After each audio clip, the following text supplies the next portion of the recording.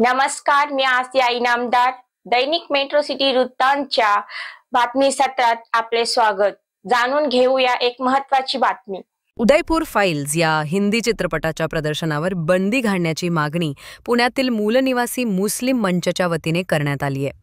11 जुलै रोजी संपूर्ण देशात प्रदर्शित होणाऱ्या या चित्रपटात मुस्लिम धर्मियांना बदनाम करण्याचा प्रयत्न होत असल्याचा आरोप मूलनिवासी मुस्लिम मंचचे अध्यक्ष अंजुम इनामदार यांनी केलाय.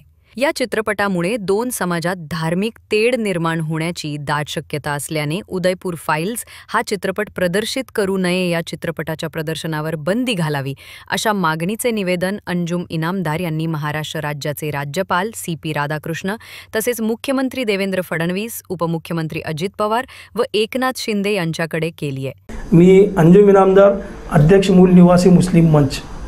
11 जुलै 2025 रोजीपासून संपूर्ण भारतामध्ये अमित जानी दिग्दर्शक प्रोड्युसर यांच्या माध्यमातून उदयपूर फाईल्स या नावाचे एक पिक्चर तयार झालेले आणि ते पिक्चर संपूर्ण देशामध्ये दाखवण्याचं काम सर्व सिनेमागृहामध्ये होणार आहे. याबाबत या वादग्रस्त पिक्चर प्रदर्शित होऊ नये संपूर्ण महाराष्ट्रामध्ये, त्याबाबतचं एक निवेदन माननीय राज्यपाल, माननीय मुख्यमंत्री महाराष्ट्र राज्याचे आणि दोन्ही उपमुख्यमंत्रींना आम्ही मूलनिवासी मुस्लिम मंचाच्या वतीने आम्ही देण्यात आलं. वास्तविक पाहता हा फिल्म जे आहे ते दोन समाजामध्ये धार्मिक तेढ निर्माण करणारी फिल्म आहे. हे फिल्मच्या माध्यमातून दारुल उलूम देवबंद ज्या संस्थेने देशाच्या स्वातंत्र्याच्या लढाईमध्ये खूप मोठा त्यांचा योगदान आहे, या धार्मिक संस्थेने, या दारुल उलूम देवबंदने त्या काळी अंग्रेजाविरोध फतवा काढला होता, जहादचा फतवा काढला होता आणि त्या फतव्याच्या मधून त्या धर्मगुरूंनी, मुसलमान धर्मगुरूंनी त्या तिथील असलेल्या विद्यार्थ्यांनी त्या विरोधात मोठी जहाद उभा केली होती. 55,000पेक्षा जास्त धर्मगुरू, मुस्लिम धर्मगुरू त्यामध्ये शहीद झालेले. अमित जानी कदाचित त्यांना याबाबतची माहिती नसेल, ते एक ऐतिहासिक संस्था आहे, पण त्या संस्थेला सुद्धा बदनाम करण्याचं काम केलेलं आहे. मौलाना अरशद मदनी या देशाचे खूप मोठे धर्मगुरू आहे, त्या धर्मगुरूला बदनाम करण्याचं काम केलेलं आहे.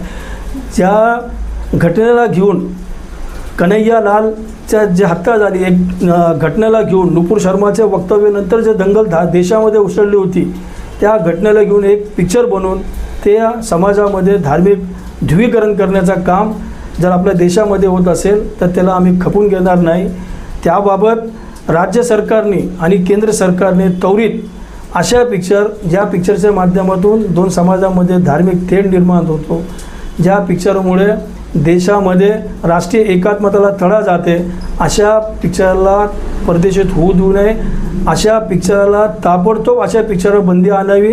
कारण आपल्या देशामध्ये नेहमी असे घडलेलं आहे की खोटा इतिहास दाखवून लोकांच्या माथी भडकवलेला आहे. यापूर्वीसुद्धा द केरला स्टोरी नावाची एक पिक्चर आली होती, मुस्लिम मुलींना, मुस्लिम महिलांना बदनाम करणारी ते पिक्चर होती. छावा पिक्चर खोटा इतिहास दाखवून समाजामध्ये तेढ निर्माण करणारा त्या पिक्चरच्या माध्यमातून दाखवण्यात आला. 72 उरे, गुजरात फाईल्स अशा प्रकारचे पिक्चर दाखवून समाजामध्ये तेढ निर्माण जर होत असेल तर अशा पिक्चरला कायमस्वरूपी अशा पिक्चरात बंदी आणावी आणि असे पिक्चर दाखवूच नाही, जेणेकरून आपल्या देशामध्ये धार्मिक तेढ निर्माण होणार नाही. कारण आम्ही नेहमी पाहिलेलं आहे, सतत आम्ही बघतो की अशा पद्धतीचे एखादी पिक्चर येते आणि त्या पिक्चरच्या माध्यमातून धार्मिक भावना भडकवल्या जातात. प्रेषित मोहम्मद पैगंबरांच्या विषयावर त्याच्यावर आक्षेपार्ह त्यांनी शब्द वापरलेले आहे. नुपूर शर्मा ज्यांनी 2-4 वर्षापूर्वी ज्यांनी वक्तव्य केलं आहे, तोच वक्तव्य पुन्हा त्या पिक्चरमधून दाखवून काय साधू इच्छितात. म्हणून आम्ही या ठिकाणी विनंती करतो की अशा पद्धतीचे पिक्चर असतात त्याच्यावर कायमस्वरूपी बंदी आली पाहिजे, अशी आम्ही विनंतीचा अर्ज माननीय राज्यपाल साहेब, दोन्ही उपमुख्यमंत्री आणि महाराष्ट्र राज्याचे मुख्यमंत्र्यांना आम्ही निवेदन सादर केलेलं आहे. मी अपेक्षा करतो की आमच्या या निवेदनाचा कुठेतरी दखल या राज्य सरकार घेतील आणि या पिक्चरावर बंदी आणतील, या पिक्चरला प्रदर्शित होऊ देऊ नये अशी या ठिकाणी आम्ही मागणी केलेली आहे.